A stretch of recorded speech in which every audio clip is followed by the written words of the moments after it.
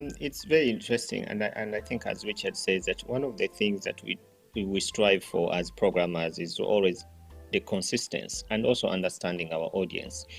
Like the Fun Factory guys really mastered the audience. I think they have never really failed to fill a space, whatever big or small they occupy, because they know who their people are and what they want and how to keep them at the edge. I think it's the whole mystery around building audiences. How do you keep your people to they come to you? They are never bored.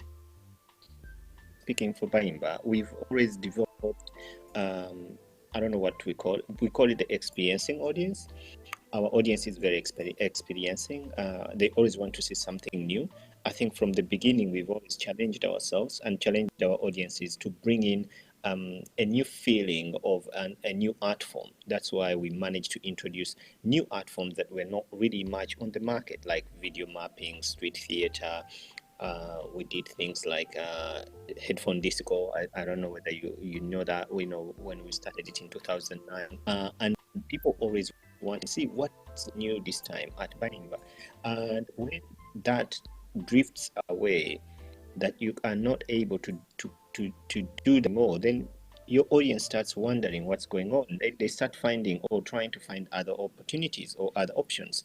That's why they run away to other events. But at the same time, it might be also a good thing for you. For example, our cause in programming Byemanzi has always been about the experiencing audience, but at the same time, we forgot about ourselves.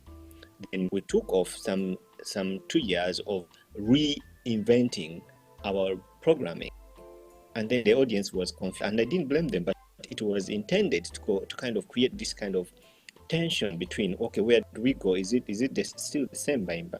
But they don't know what's coming up for them, and I'm curious how they'll react when the new Byemanzi comes back. Yeah.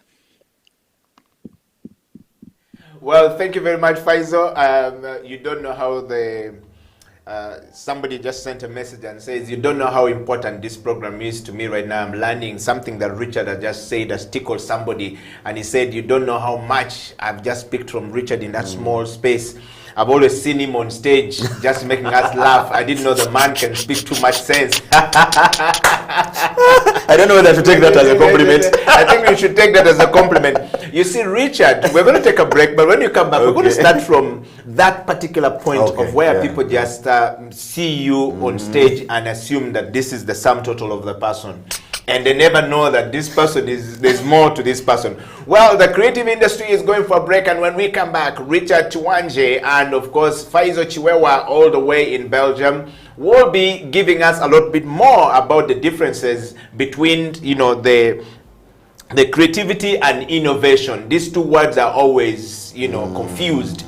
And you stay right there, pick a coffee, and when we come back, we want to hear your kisses and disses. If you have some kisses, if you don't have, you know, disses, whatever it is, we're okay. The Creative Ministry Talk will be right back after the break.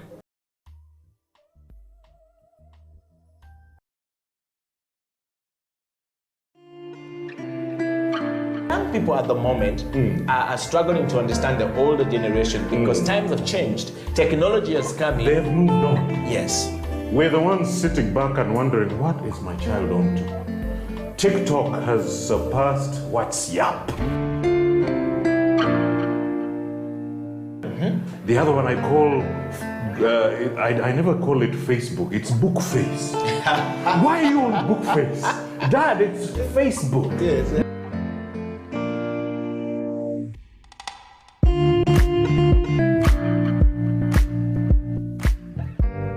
Me, I keep saying, I have a foot amongst the millennials. Yeah. And I understand the traditionalists. Okay. There's a song in the 60s, by the way, and in the 90s, 70s, where they're like, parents don't understand. Yes. Yeah, remember Prince? Yes. Prince.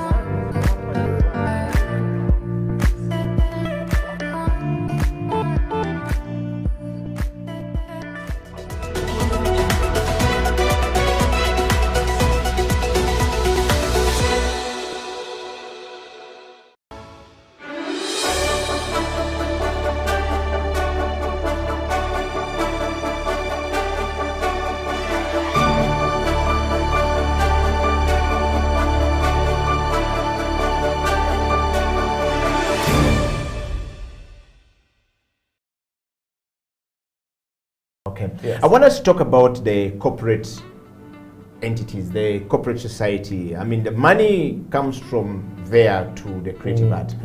For a long time, while the creative people are thinking the spaces to create this stuff, you know, most ad agencies are run by creative minds. And these creative minds handle.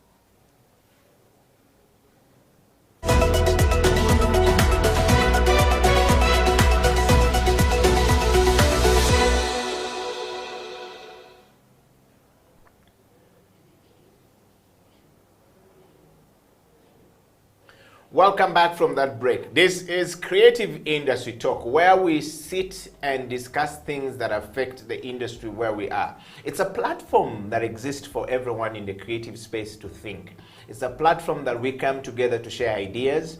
There's a platform that we believe can bring together the creators and, of course, the policymakers on the round table to think and to come up with, you know, very integrative mind maps that allows us to take the industry and the development around our country. From the advertising sector, we would have had a fantastic moment with him right there, and we hope that Jeremy will be here next week. We think the show is